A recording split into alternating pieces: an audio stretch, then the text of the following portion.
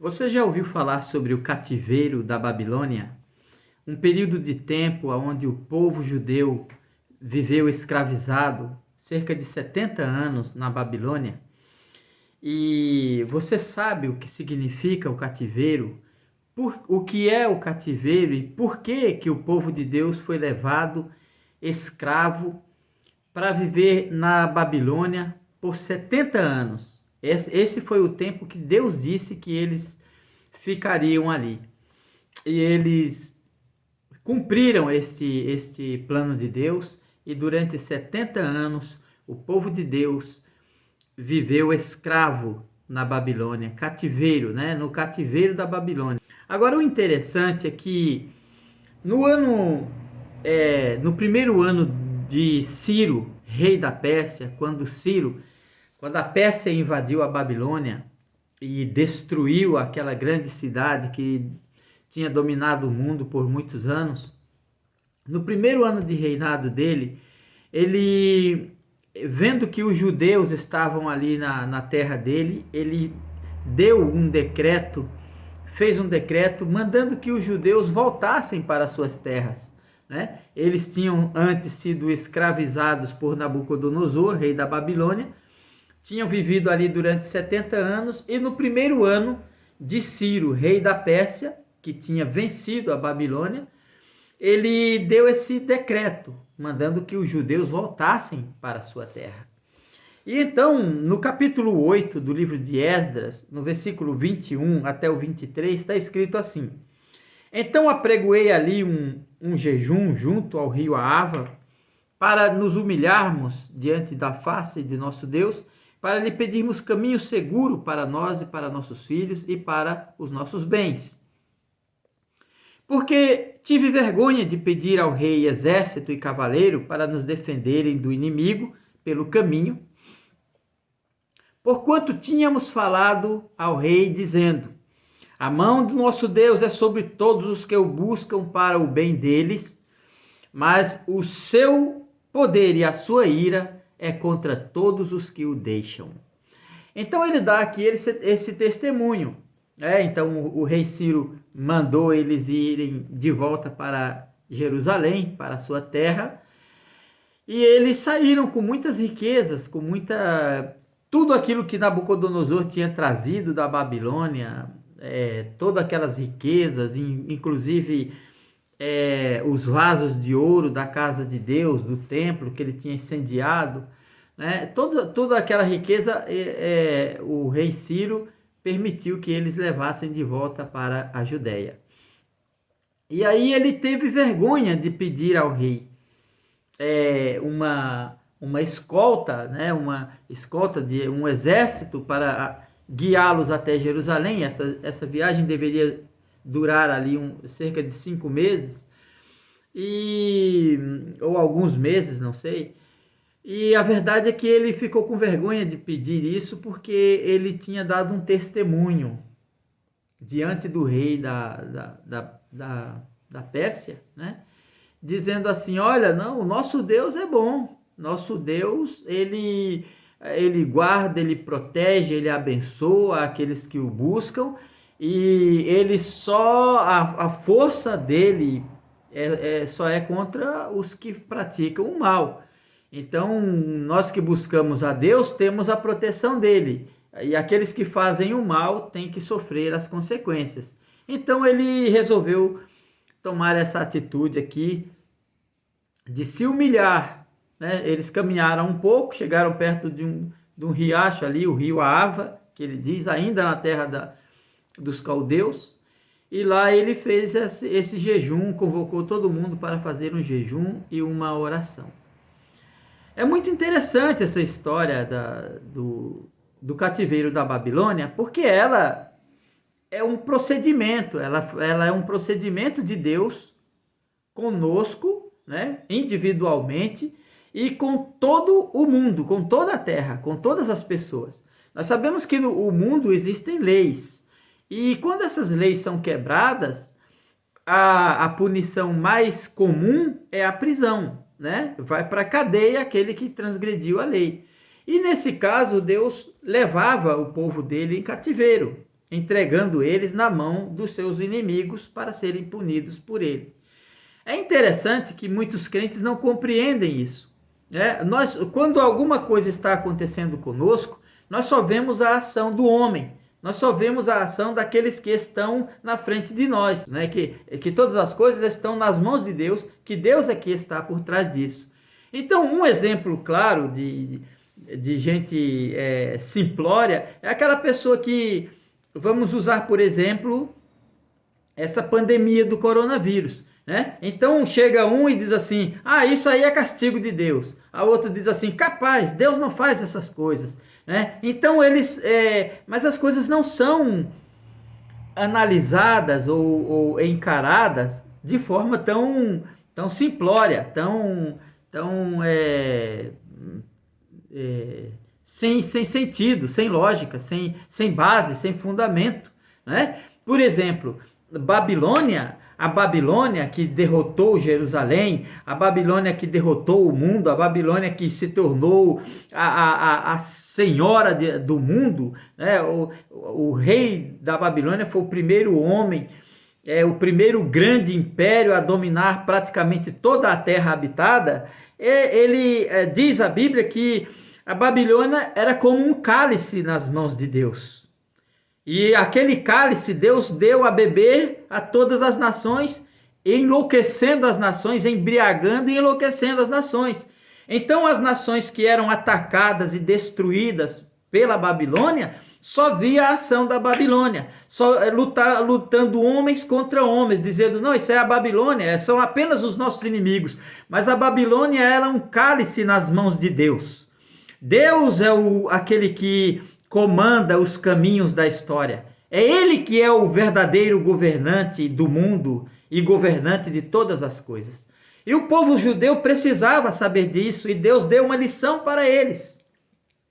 Jeremias, durante 23 anos, insistiu com aquele povo que deixassem de lado a impiedade, a idolatria, a maldade, a perversidade. Ele descreve, o livro de Jeremias descreve, se você hoje não sabe o que é pecado, e é muito difícil dizer para você, hoje a coisa mais difícil é dizer para você o que é pecado. Eu não saberia dizer o que é pecado hoje, né? Mas ali no livro de Jeremias está descrito qual eram os pecados de Jerusalém, qual era o pecado que eles vinham cometendo, pecados de idolatria, pecados de fornicação, pecados de blasfêmia contra Deus, está tudo ali.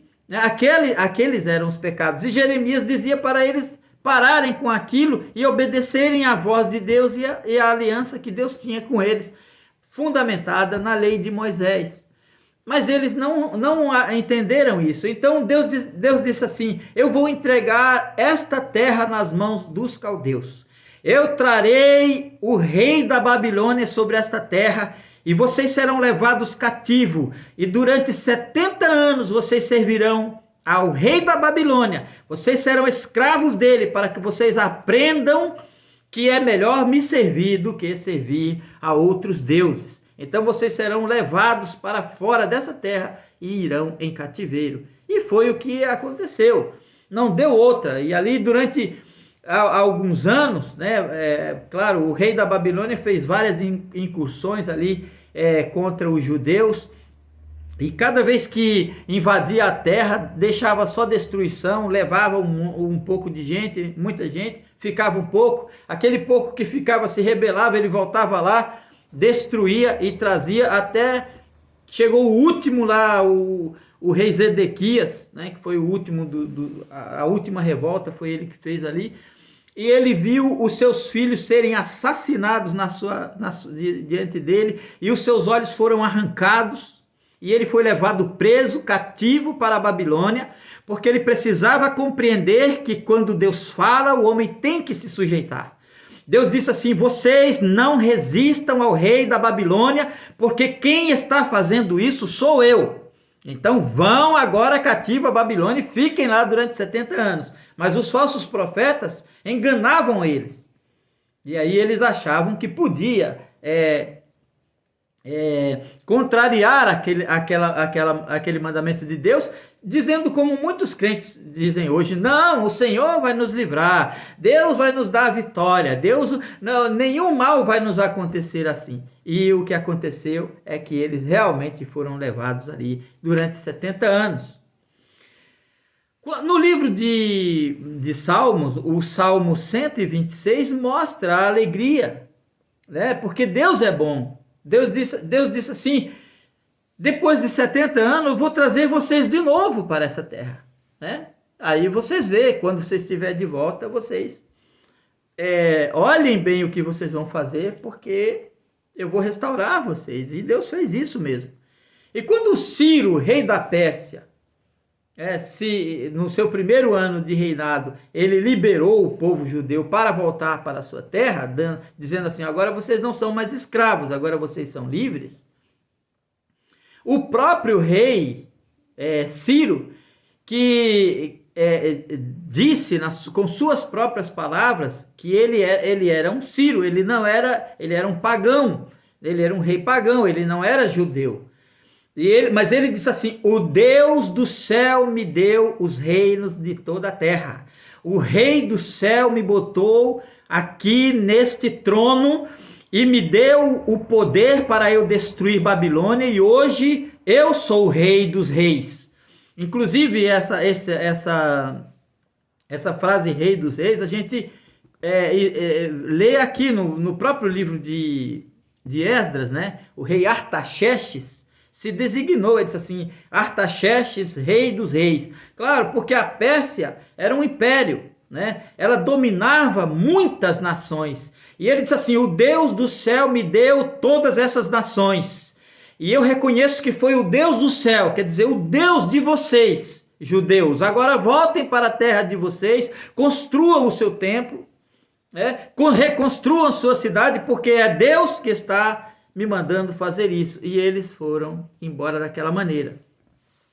O que eu quero falar com essa mensagem aqui é dizer para as pessoas, para aqueles que estão me ouvindo, que o cativeiro é uma coisa que pode acontecer na vida de cada um, ou de uma nação, ou de um ser humano só.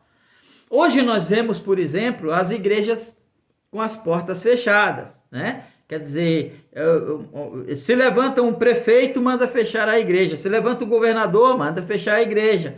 E é aquela guerra, é aquela luta, é aquela coisa toda. Hoje um prefeito no Brasil manda mais do que o presidente da República.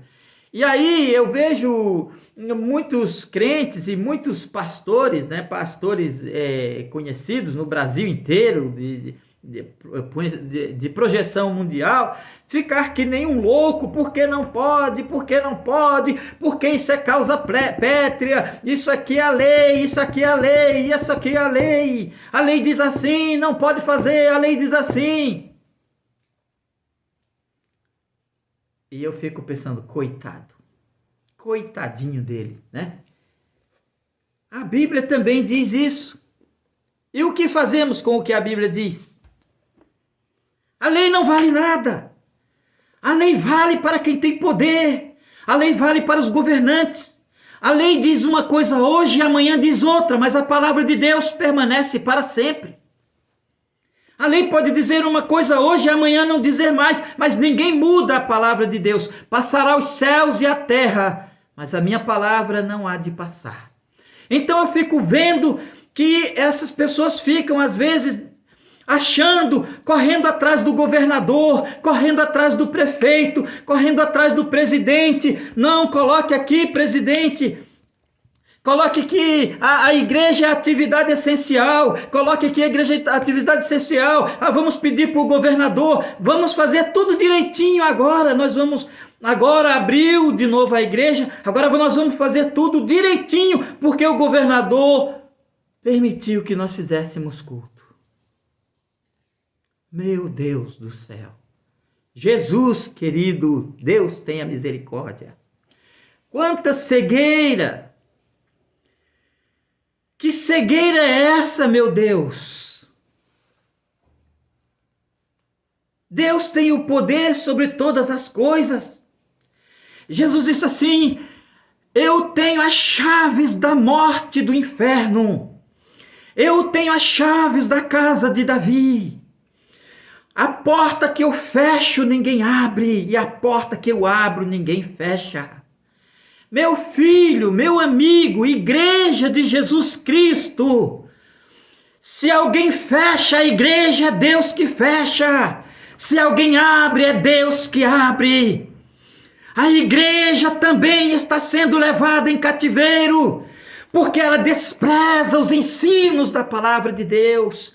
A igreja é levada em cativeiro porque despreza a autoridade divina, desafiam a autoridade de Deus, transformando a sua casa em covil de ladrões, transformando a igreja em casa de negócios, negociando a fé.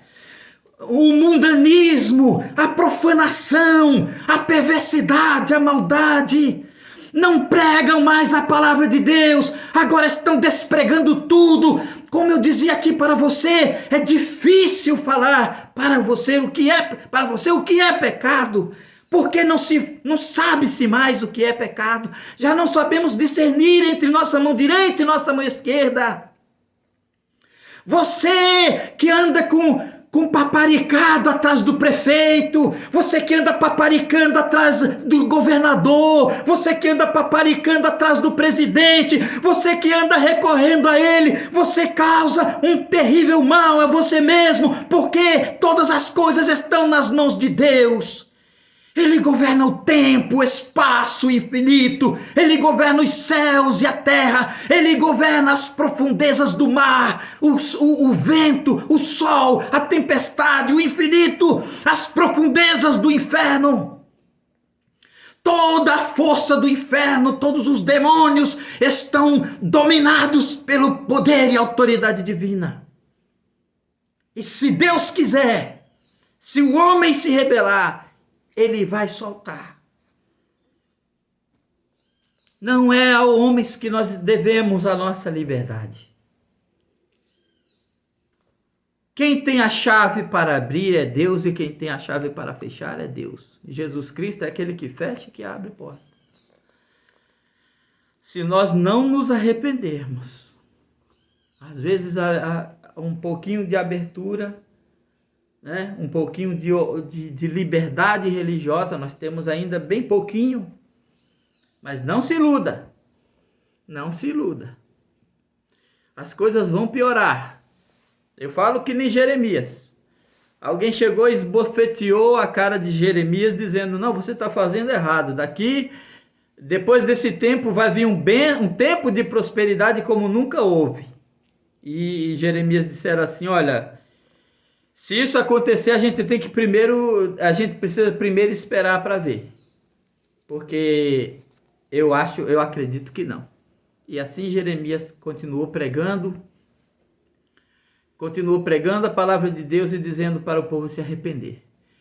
O interessante aqui, que eu gostaria para encerrar essa mensagem, é que o Esdras, ele dá uma lição, um testemunho para o rei, que deveria ser o nosso testemunho, o testemunho para a igreja. Como é que um crente chega e encontra uma pessoa na rua e diz assim: olha, você está com problema, Deus vai te ajudar, Deus vai te abençoar. Nós pegamos um panfleto e olha ali aquela coisa simples, sabe? Simplória demais, dizendo: não, entrega a tua vida. Se você não tem saúde, Deus te dá saúde. Se você não tem dinheiro, Deus te dá dinheiro. Deus te dá prosperidade. Deus abençoa você. E nós falamos isso para as outras pessoas quando muitas vezes a nossa própria vida está cheia de problemas que a gente não consegue resolver. Que testemunho é esse que nós estamos dando? Como podemos fazer isso? Chegamos então, às vezes, e isso acontece muito na igreja, a gente vê aqueles crentes que têm medo até da própria sombra. Crente que ainda não aprendeu que covarde não entra no céu. Crente que não colocou na cabecinha dele, nem no coração, que com Gideão havia 32 mil homens e Deus mandou os covardes sair do meio do exército deles. Eles não aprenderam ainda. Mas esses crentes que têm medo até da própria sombra, e não tem medo de Deus, acabam sendo aquela parte subserviente, né, ao mundo e aos governos do mundo. Devemos obedecer o que tivermos que obedecer com dignidade e com responsabilidade, mas não com subserviência.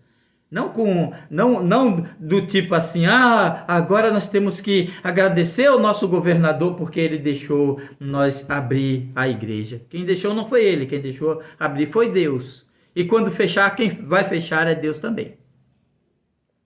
E aí nós pegamos e dizemos para as pessoas que Deus resolve teus problemas, mas os nossos problemas não resolvemos? Por quê? O que há de errado com o nosso testemunho? Por que esse tipo de palavra não funciona? Por que esse tipo de pregação não dá resultado? Por que as pessoas se convertem a Deus, vão para a igreja e suas vidas continuam miseráveis, cheias de problemas, cheias de dificuldades, né? Não conseguem dormir, não tem paz, não tem descanso, não tem sossego, continuam com os mesmos problemas. Sabe por quê? Porque eles só pregam uma parte da mensagem, uma parte, a outra eles negam. Eles só pregam, tem duas partes a mensagem de Deus. Aí eles pregam uma e a outra eles negam, eles simplesmente não... É porque a gente prega somente uma parte da mensagem, não prega a outra parte. Esdras, quando ele deu o testemunho para o rei, ele disse, olha rei, a mão do nosso Deus é sobre os que o temem para o bem, e o poder dele é para castigar aqueles que fazem o mal. Aí nós chegamos para os incrédulos no mundo e só queremos dizer, venha buscar sua bênção, tua vitória está aqui, você está aqui, Deus vai te abençoar, Deus vai te ungir, Deus vai dar saúde para sua família, Deus vai trazer teu marido de volta, e tal, e tal, e tal. Mas o mais importante a gente não diz, arrependa-se dos seus pecados. A mão de Deus é sobre nós para abençoar quem obedece. Mas ao que desobedece, vem o laço, vem a espada e vem o cativeiro. Deus é bom, mas é severo. O amor e a justiça de Deus é um equilíbrio na sua personalidade, nos seus atributos. Deus é amor, mas é justiça. E a justiça de Deus não deixa impune aqueles que desafiam a sua autoridade, aqueles que desafiam a autoridade da sua palavra, aqueles que insistem em profanar o seu culto, insistem em profanar as coisas sagradas de Deus, com idolatria, com mundanismo e com toda espécie de coisas que Deus abomina. Então, para nós individualmente, nós não precisamos. A Bíblia diz assim, a oração de um justo pode muito em seus efeitos. E sabendo que a oração, que a salvação é individual, devemos sim nos arrepender dos nossos pecados, cuidar da nossa vida, buscar a ajuda de Deus, para que porventura não venhamos a sofrer as consequências da nossa desobediência. Então, ponha isso na sua cabeça, no seu entendimento. Não seja incrédulo, não seja rebelde. Não pense você que as coisas são do jeito que o homem quer e do jeito que o mundo quer. Curve-se diante de Deus, porque é Ele que tem todas as coisas em suas mãos. Ele governa e domina todas as coisas de maneira sempiterna. Nunca, jamais, em momento algum, o domínio do mundo e de todas as coisas saíram das mãos de Deus. Que Deus nos ajude e nos abençoe, em nome de Jesus Cristo. Amém.